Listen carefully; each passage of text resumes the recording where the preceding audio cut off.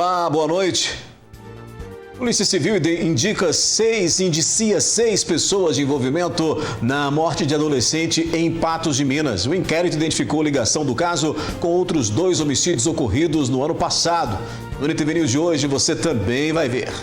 O que é o projeto Crédito do Trabalhador, que promete linha de empréstimos com juros mais baixos? No Dia Nacional da Saúde Bucal, os cuidados que podem evitar graves doenças. A gente fala sobre o Dia Mundial Sem Carne e os motivos de quem opta por não consumir a proteína animal. Resolução permite que farmacêuticos prescrevam medicamentos. O alerta da campanha Março Lilás sobre a prevenção ao câncer de colo do útero. Doente sem poder trabalhar e ter onde morar, homem pede ajuda. O que pensa o patense sobre a celebração do Dia Internacional da Felicidade? Estes e outros destaques agora no NTV News.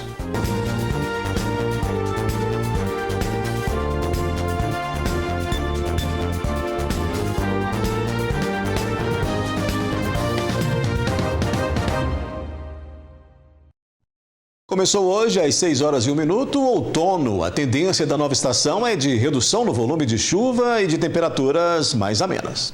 A nova estação é caracterizada pela diminuição da radiação sobre o hemisfério sul, com os dias ficando cada vez menores e as noites maiores. Nesse início do outono, nós temos o Sol incidindo exatamente sobre a linha do Equador. Ou seja, o hemisfério norte tem a mesma quantidade de radiação do hemisfério sul. E a partir daí os dias ficam menores, a radiação no hemisfério norte aumenta, ao passo que diminui no hemisfério sul. Com isso, propicia entrada de massas de ar que normalmente vêm da região polar. Essas massas de ar, via de regra, são massas de ar com temperaturas baixas e com quase zero umidade, zero expressão, né? Normalmente ela vai derrubar a umidade relativa do ar quando chegam essas massas de ar. O climatologista explica o que devemos esperar em relação à incidência de chuvas e oscilação das temperaturas no outono para o Alto Paranaíba e Noroeste Mineiro. O outono, nesses 3 meses subsequentes, até o mês de junho, quando nós temos o fim do outono, nós temos aí uma precipitação esperada entre 150, no máximo 200 milímetros para todos os meses. Isso significa que a gente vai ter algo em torno aí de 50 milímetros por mês de média, o que é bem pouco se a gente for pensar naquela necessidade que as culturas precisam nessa época do ano. Ok? E as temperaturas? As temperaturas também vão diminuindo gradativamente à medida com que diminui a radiação sobre o nosso hemisfério. O que não faz ela diminuir rapidamente é porque à medida com que diminui a radiação, a umidade também diminui e os filtros da radiação diminuem também. Faz com que nós tenhamos baixa umidade relativa do ar e a radiação ultravioleta incide com maior facilidade. O CREA reforçou a fiscalização no combate às irregularidades e intensificou ações em todo o estado, ampliando o combate à atuação de leigos em obras e serviços técnicos. Em Patos de Minas, foram mais de 200 irregularidades. Em 2024, o Conselho Regional de Engenharia e Agronomia de Minas Gerais intensificou a fiscalização de todos os 853 municípios mineiros e atendeu a 4.795 denúncias.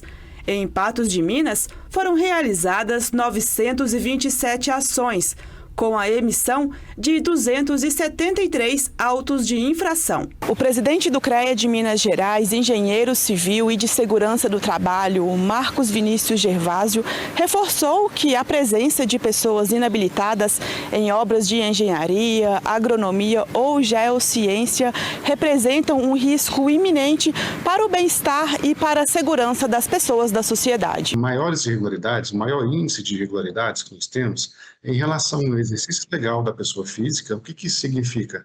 A pessoa que pretende construir, que pretende reformar ou executar qualquer atividade de engenharia, agronomia, ela não trata com o habilitado. E sendo assim, nós entendemos que é um risco à sociedade e nós fiscalizamos e lavramos um auto de infração para que essa pessoa perceba e tenha a indicação de contratar um profissional habilitado para cuidar daquela atividade. Uma das principais funções do CREA é verificar, orientar e fiscalizar as atividades dos profissionais, tendo em vista o combate à atuação de leigos e a proteção de vidas e de patrimônios. O objetivo disso é levar segurança para a sociedade de que aquele serviço está sendo conduzido dentro da melhor técnica. Então é esse que é o objetivo da fiscalização do Conselho, levar a segurança para a sociedade de que aquele serviço não está sendo conduzido por uma pessoa sem conhecimento, que pode ocasionar riscos. E esses riscos, eles vão desde riscos ao patrimônio das pessoas, riscos ao meio ambiente e o pior deles, que é o risco à vida, que coisa que a gente tanto deve prezar. A fiscalização incluiu inspeções em transporte escolar, avaliação de quadros técnicos em prefeituras, vistoria em barragens de rejeitos e aterros sanitários. Além disso, silos e armazéns agrícolas também foram monitorados para garantir a conformidade com normas técnicas. No exercício da fiscalização, ao se deparar com uma irregularidade, o agente fiscal ele autua o proprietário ou responsável do empreendimento, sendo este obrigado a contratar um profissional ou uma empresa registrada no CREA para a partir dali, conduzir aquele empreendimento. Como eu já disse, o objetivo disso é que a partir daquele momento, aquela obra, ou aquele serviço, aquela reforma, passe a ser acompanhado por um profissional com qualificação técnica. Para fortalecer a participação da sociedade, o CREA disponibiliza o site oficial e o aplicativo Conecta CREA, ferramentas que permitem denúncias anônimas de irregularidades. O aplicativo também funciona como um portal para a consulta do registro de profissionais e empresas. Qualquer pessoa que está se sentindo insegura, está se sentindo prejudicada por alguma obra, algum serviço, alguma atividade que pode ser ligada à engenharia, e essa pessoa ela não tem a tranquilidade de que ali tem um profissional que está conduzindo adequadamente, ela deve denunciar no CREA. Então, é papel, dever como cidadão, denunciar essa obra no CREA para que a gente possa fazer essa verificação, e se essa obra estiver sendo conduzida por um engenheiro ou por um agrônomo, ótimo, nós vamos fazer essa verificação e vamos relatar isso e de ligar a atuação desse profissional a esse serviço. Agora, caso essa obra, esse serviço esteja sendo conduzido por um leigo, nós vamos também promover a correção necessária para que esse serviço possa ser, sim, seguro para todas as pessoas, para vizinhos e para todas as pessoas da sociedade. Depois do intervalo, que é o projeto Crédito do Trabalhador, que promete linha de empréstimos com juros mais baixos. No Dia Nacional da Saúde, os cuidados que podem evitar graves doenças. E a gente vai falar sobre o Dia Mundial Sem Carne e os motivos de quem optou por não consumir a proteína animal.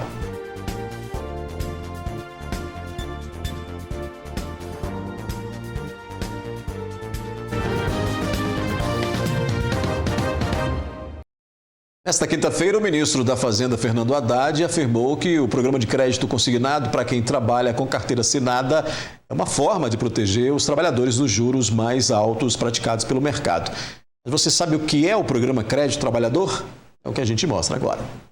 O novo modelo de crédito consignado para trabalhadores do setor privado, chamado de Crédito do Trabalhador, entrará em operação na sexta-feira, dia 21 de março. Assinada pelo presidente Luiz Inácio Lula da Silva em evento no Palácio do Planalto, a medida provisória que cria o sistema de crédito foi publicada em edição extra do Diário Oficial da União. Em até 4 meses, o texto precisará ser aprovado pelo Congresso Nacional para se transformar em lei federal e seguir valendo. A partir da medida provisória 1292, agora de 12 de março de 2025, o governo federal instituiu esse programa do Crédito do Trabalhador, que facilita o acesso ao crédito consignado para trabalhadores CLT. E aqui a gente está falando também de empregados domésticos, de empregados de microempresas individuais, no caso das IMEIs, de empregados rurais. O que acontece? Ele não vai precisar mais de um intermediário para buscar esse crédito. Ele, através através do aplicativo da carteira digital, carteira de trabalho digital, ele vai acessar, vai ter um íconezinho lá que seria o Marketplace, onde as instituições financeiras vão estar lá e ele vai poder solicitar uma oferta de crédito para aquelas instituições. Com o FGTS como garantia do consignado, o governo prevê que a taxa de juros caia cerca de 40%, quase a metade do que é cobrado hoje.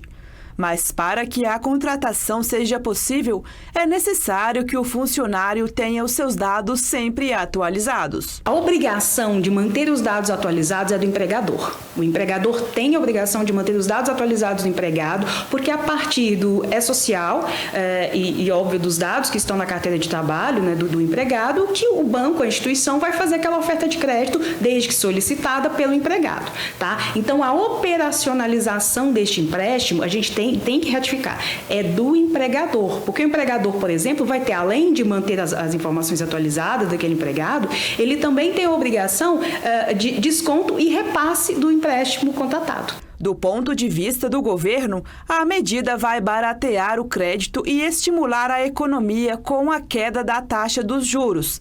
Mas os especialistas, contudo, alertam para a possibilidade de maior endividamento. A margem consignável é em até 35% do salário bruto.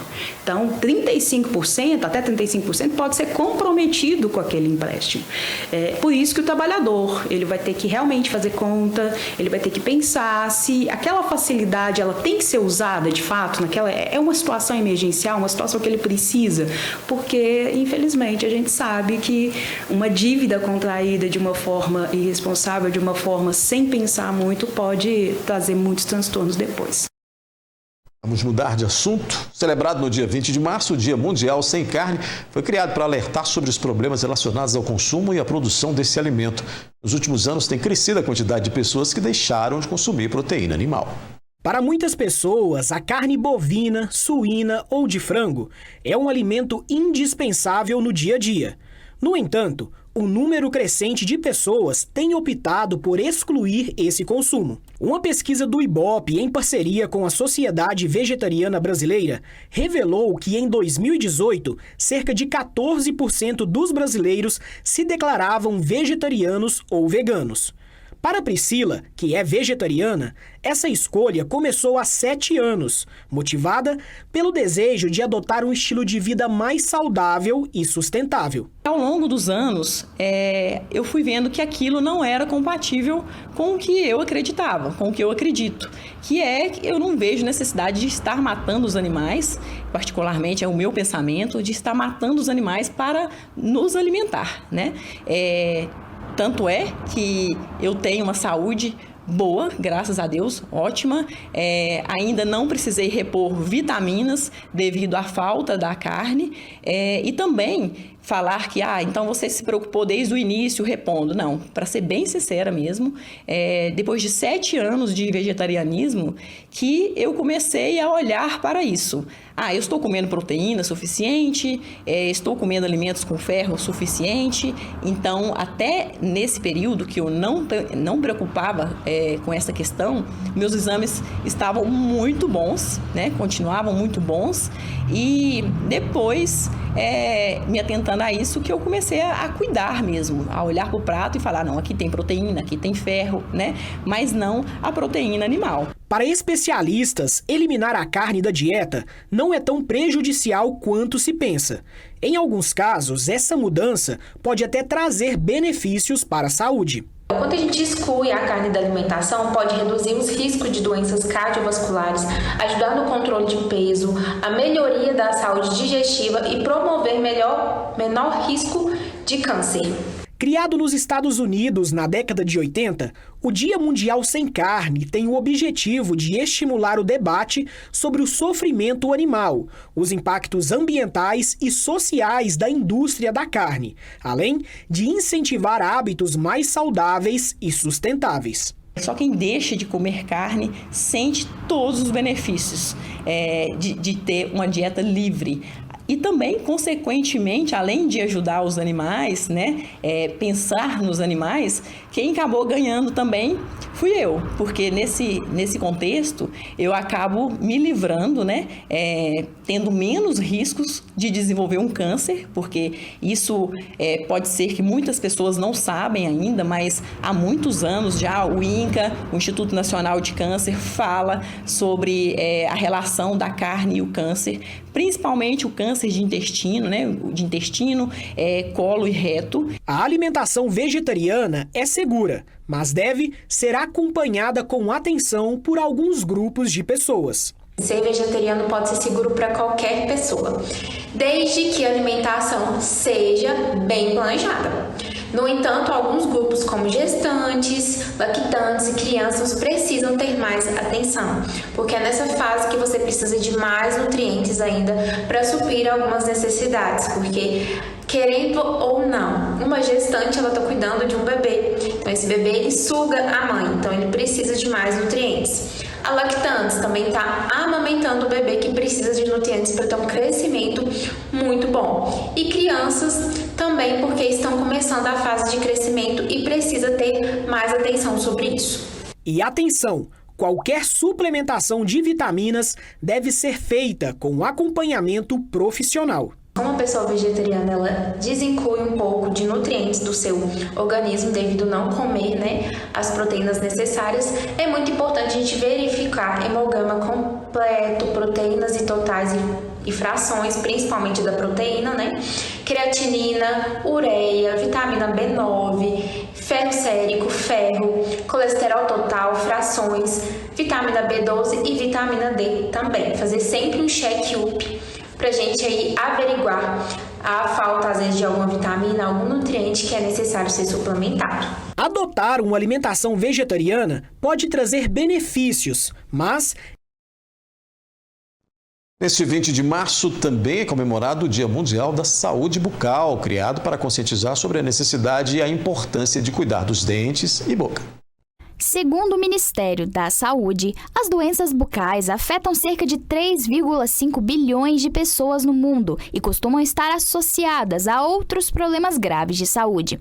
Tal número demonstra uma grande necessidade de se falar sobre o assunto e cada vez mais levar as pessoas a se cuidarem melhor. A saúde bucal ela é imprescindível para toda a saúde geral do corpo, né? Hoje os novos estudos já comprovam, né, que a saúde da boca pode estar relacionada com problemas cardíacos, pode estar relacionada também a problemas durante a gestação. Então é muito importante você ter esse controle, né, da sua saúde bucal, estar sempre indo ao dentista, né, numa frequência aí de 6 em 6 meses, é muito importante para manter a sua saúde bucal sempre em dia, né?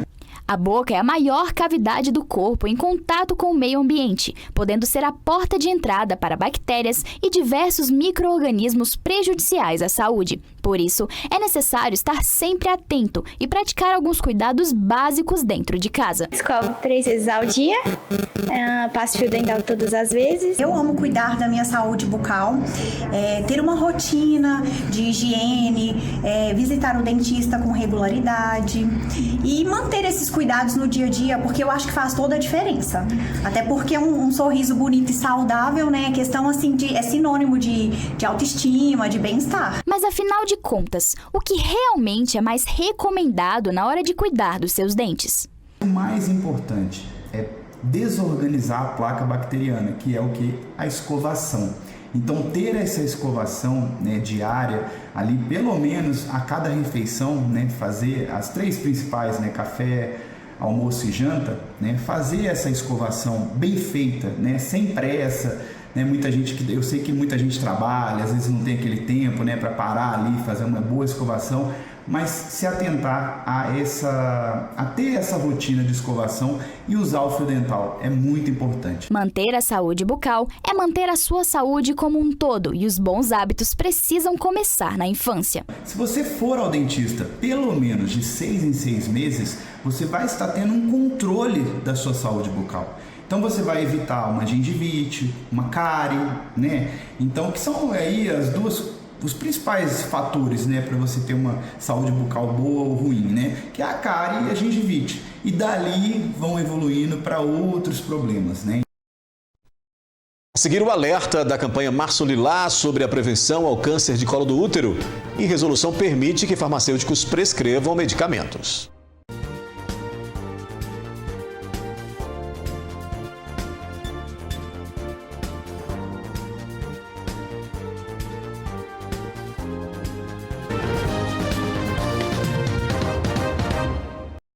A partir do mês de abril, farmacêuticos poderão prescrever medicamentos. A medida foi autorizada pelo Conselho Federal de Farmácia por meio de uma resolução publicada esta semana.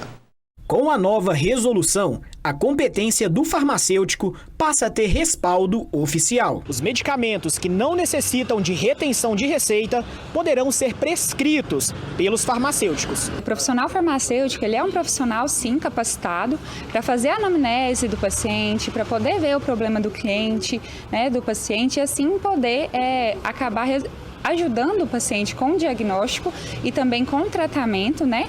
E junto ao médico, a classe médica também, né? A gente poder resolver o problema do paciente. A população vê com bons olhos essa nova decisão. É muito bem acertada, porque adianta muito a vida de todo mundo, né? Que é menos burocracia, né?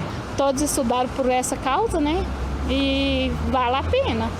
Porque é uma decisão bem tomada, que muita coisa pode até passar de hora, né? A farmacêutica Kellen conta quais são as classes que poderão ser prescritas. Ainda não entra psicotrópico, controlados, tarja preta, antimicrobiano. Isso aí, assim, é uma coisa que ficou específica para ainda a classe médica, né? Que tem um diagnóstico mais profundo, mais concreto. A gente podendo prescrever analgésicos, anestésicos, anti-inflamatórios, e podendo, junto com o médico também, ter uma intervenção em questão de medicamentos para diabetes, para pressão e orientar ainda melhor o paciente. Para prescrever medicamentos, o farmacêutico precisa ter uma especialização adicional. Tem que ser registrado no RQE, que é o Registro de Qualificação de Especialidade, deixando bem claro que o profissional farmacêutico ele está apto e capacitado para poder fazer a prescrição. Não é qualquer farmacêutico, né? Não é simplesmente ter formado, a gente tem que ter esse registro no RQE e principalmente comprovar essa especialização. Este mês, uma campanha realizada em todo o Brasil tem o objetivo de conscientizar a população sobre a prevenção do câncer de colo do útero. É o Março Lilás. A doença pode ser evitada com a vacina contra o HPV. Por isso, é tão importante ampliar o grupo de pessoas imunizadas. Desde os 15 anos, Cleidiane consulta regularmente a ginecologista para realizar exames preventivos. O compromisso anual é tratado como prioridade, mesmo diante de uma rotina corrida. A vida a gente só tem uma. Às vezes a gente prioriza trabalho, prioriza outras coisas e a vida a gente só tem uma. Se depois a gente descobrir a doença e já não tiver mais forma de cuidar, infelizmente não tem outra forma. As consultas têm o objetivo de prevenir uma série de problemas de saúde, entre eles o câncer de colo do útero. Apesar de ser uma doença evitável, cerca de 17 mil novos casos são registrados anualmente no Brasil. E quase 7 mil mortes. Câncer de colo uterino, ele é o câncer do órgão feminino da mulher, que pode ser de colo, de vagina, altamente incidente, ainda é o terceiro principal câncer da mulher no Brasil, e é causado pelo vírus HPV, que é um vírus transmissível principalmente por via sexual.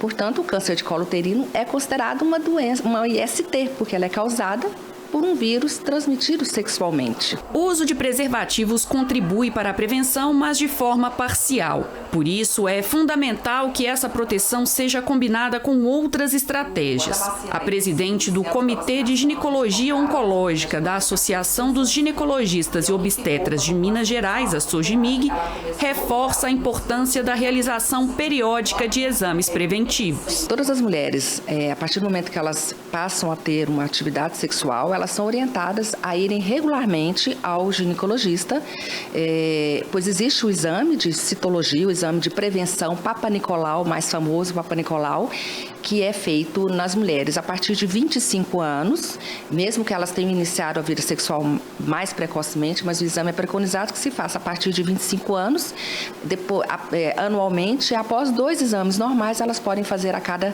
3 anos. A vacinação é a forma mais eficaz de prevenção contra o câncer do colo de útero. O imunizante está disponível gratuitamente no Sistema Único de Saúde para meninos e meninas com idade entre 9 e 14 anos. Mas apesar da facilidade de acesso para esse público, ainda é preciso enfrentar o desafio de ampliar a cobertura vacinal. A meta estabelecida pelo Ministério da Saúde é vacinar 90% dos adolescentes nessa faixa etária. No entanto, a realidade ainda está aquém do esperado. Em Minas Gerais, pouco mais de 87% das meninas receberam a vacina. Entre os meninos, a cobertura é de aproximadamente 72%. A recomendação da vacinação não é só para mulheres, não é só para meninas, é para a população universal. Então, de 9 a 14 anos no SUS, e para além, para as pessoas que passaram da faixa etária, tem a disponibilidade da vacinação no setor privado. E o benefício da vacina até os 45 anos ou mais. Então, quem tem mais de 45 anos, que se quiser se vacinar, também pode. Além de atuar como especialista na área da saúde, Márcia também conhece o impacto do câncer de colo de útero sob a perspectiva de quem já enfrentou a doença. Em 2019, aos 28 anos, recebeu o diagnóstico e foi surpreendida com a notícia. Na época, ainda não havia tomado a vacina, o que poderia ter mudado essa história. Por isso, hoje reforça a importância da imunização. O fato de eu não ter tomado a vacina, com certeza contribuiu para o surgimento desse câncer. Porque se a gente for parar para pensar, ele é um câncer prevenível a nível primário. Então, antes dele ser um câncer. E existem 2 formas de prevenção, que é o rastreio, que eu caí no rastreio, mas eu caí mais tardiamente nesse rastreio já com o diagnóstico do câncer, e a vacinação. Então, assim, se existisse uma vacina contra o câncer de mama, todas as pessoas não tomariam essa vacina? Então, por que não tomar pensando na prevenção do câncer de colo do útero?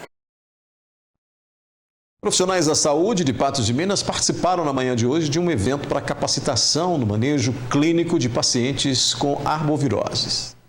A capacitação aconteceu no Centro Universitário de Patos de Minas e contou com a presença de coordenadores e membros das equipes de atenção básica dos municípios pertencentes à Regional de Saúde e Comitê Regional de Arboviroses. Essa é a terceira, vamos dizer que é uma terceira linha de ação do governo do estado, da Secretaria de Saúde, no combate a essas doenças. O governo de Minas liberou recursos para drones que identificaram pontos de proliferação do mosquito e também liberou recursos para a compra de UBVs, que são os fumacês. Então, depois de combater o mosquito, a gente está aqui também capacitando os profissionais a cuidarem da doença. Os profissionais de diversas cidades da região que compareceram à capacitação estão ansiosos para poder aplicar novas técnicas em suas respectivas áreas. Hoje, na situação que a gente se encontra, a gente tem que capacitar tantos profissionais, nós viemos em 5, somos médico, enfermeiro, coordenador da atenção primária, porque hoje o conhecimento é tudo, A gente tem que buscar o conhecimento para você colocar em prática no seu município, porque a área da saúde é muito complicada, cada dia está tendo uma mudança e a gente tem que estar acompanhando sempre isso aí para colocar em prática no nosso município, A importância, dessa capacitação em arboviroses é para que todos os municípios eles possam estar alinhados, e traçando estratégias em conjunto para um bom atendimento aos pacientes, que estão ali com sintomas de dengue, alinhar a parte clínica, Outra visão que eu tenho é que esse último ano foi um ano que teve várias mudanças, de prefeitos, então assim, a gente tem equipes que ainda não foram capacitadas, então isso vem para que esses profissionais também possam estar alinhados, com toda a equipe, no nosso município a gente fez essa capacitação no início do ano, para que todas as unidades, a parte hospitalar trabalham da mesma forma, em conjunto. Em instantes aqui no News, doente sem poder trabalhar e ter onde morar, homem pede ajuda. Você vai ver que a Polícia Civil indiciou 6 pessoas suspeitas de envolvimento na morte de um adolescente em Patos de Minas. O inquérito identificou ligação do caso com outros 2 homicídios ocorridos no ano passado.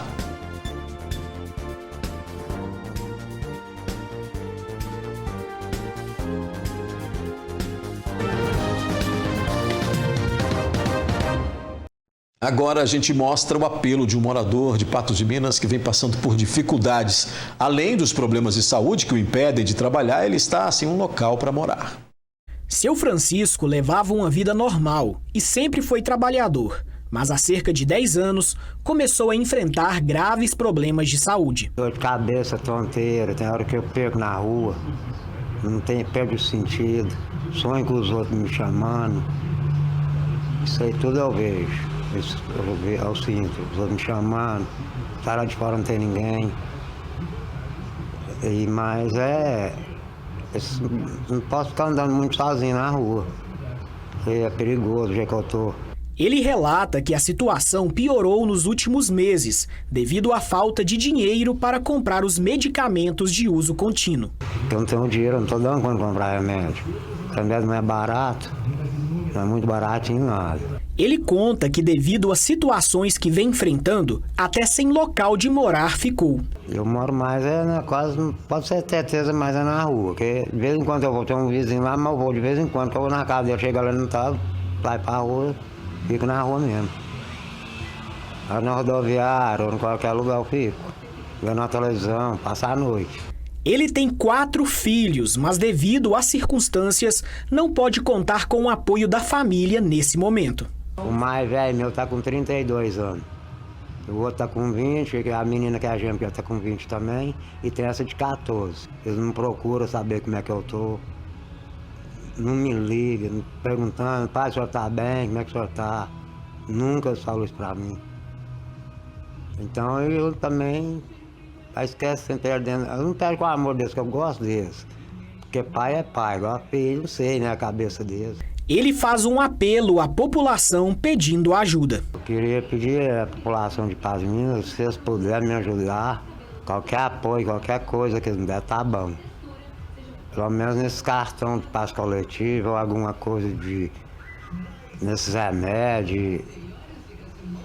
E esses outros trem que eu tô falando aqui, se vocês puderem me apoiar, me ajudar, eu aceito. Quer dizer, um povo daqui de Paz é tudo bom. Seu Francisco não possui o endereço fixo, nem telefone para contato. Quem desejar ajudar, pode ir até a rua Ana de Oliveira, 17, ou entrar em contato pelo telefone 31 97158 1165. A Polícia Civil de Patos de Minas concluiu nesta quinta-feira o inquérito que investigou o homicídio de uma adolescente em Patos de Minas. Pelo menos 6 suspeitos foram indiciados. Isso mesmo, Odair. Um homicídio que aconteceu no ano passado contra um jovem de 16 anos. Agora há pouco eu conversei com o delegado Luiz Mauro Sampaio, que relembrou um pouquinho desse caso. No dia 1º de julho de 2024, essa vítima foi alvejada, teve uma emboscada, como se fala, uma casinha. Essa vítima foi chamada para determinado local e lá já tinham 4 pessoas em 2 motocicletas preparadas para atacar essa vítima. E mais um terceiro indivíduo que foi o chamariz, quem chamou a vítima para o local. A partir daí, essa vítima foi alvejada, tentou fugir do local, foi perseguida, entrou numa área aberta dentro de uma empresa e nessa área aberta dentro da empresa foi alvejada novamente, caiu no chão e o indivíduo que estava correndo atrás dela efetuou diversos disparos de arma de fogo contra o rosto dessa vítima, indo a vítima morrer no local. Logo após o fato, a Polícia Civil começou um trabalho de investigação para esclarecer este homicídio. A Polícia Civil desenvolveu um trabalho de informação de seus investigadores, da área dos escrivães de polícia, para poder tentar identificar e motivar o porquê dessa ação tão nefasta contra um jovem de 16 anos. Com a troca de informações com a sociedade, com as oitivas virtuais móveis, principalmente aquelas que nós fazemos aí de acordo com a portaria conjunta número 41 do Tribunal de Justiça de Minas Gerais, que são as oitivas veladas, bem como com outras oitivas juntadas de documentos, foi possível chegarmos aí à autoria desse delito e aí imputamos a esses indivíduos agora, são 6 maiores de idade e um menor de idade, as condutas do artigo 121 com 4 qualificadoras, bem como o crime de corrupção de menores, que tinha um menor envolvido, além do crime de organização criminosa armada. Penas que, caso esses indivíduos cheguem ao tribunal do júri e sejam condenados, podem chegar a mais de 30 anos de idade. Durante as investigações, concluiu-se que esse homicídio também estava ligado a outros 2. O primeiro delito aconteceu no dia 29 de junho de 2024, quando uma vítima que trafegava de motocicleta na Avenida JK foi alvejada de forma grotesca, de forma muito horrorosa, alvejada e caiu ao solo, vindo então a morrer no local. A partir daí, nós tomamos conhecimento que existiria ali uma guerra entre facções, entre gangues rivais. E a partir dessa guerra, nós tomamos então corpo da investigação, tentando investigar todos esse primeiro caso, depois do segundo caso, que é dessa vítima no dia 1º, e um terceiro caso, que aconteceu no dia 12/8 de 2024. A equipe de jornalismo da NTV continua de olho nessas investigações. E mais informações você terá nos nossos telejornais. Daniel Guimarães para o jornalismo da NTV. Daqui a pouco a gente vai falar de um acidente que aconteceu na Major Gotti agora à noite. Você vai ver também que o Unipam promoveu solenidade para a entrega de certificados de MBA em Gestão Estratégica de Pessoas. E ainda o que pensa o patense sobre a celebração do Dia Internacional da Felicidade.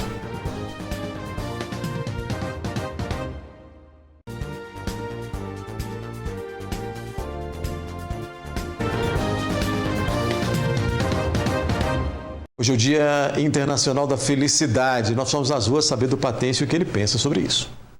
O Dia Internacional da Felicidade é comemorado anualmente em 20 de março, uma data criada para lembrar a importância de se viver alegre e com bem-estar.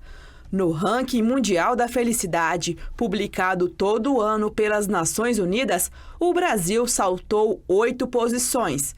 Agora, em 2025, ocupamos a 36ª posição e o Brasil é o país sul-americano mais bem colocado. O International Day of Happiness, como é conhecido mundialmente, tem como objetivo promover a felicidade e a alegria entre todos os povos do mundo e evitar conflitos de guerras sociais ou étnicas ou qualquer outro tipo de conflito que possa pôr em risco a paz e o bem-estar das sociedades. De acordo com a pesquisa do Instituto Feliciência, é preciso lembrar que o conceito de felicidade significa mais do que um estado de euforia ou alegria.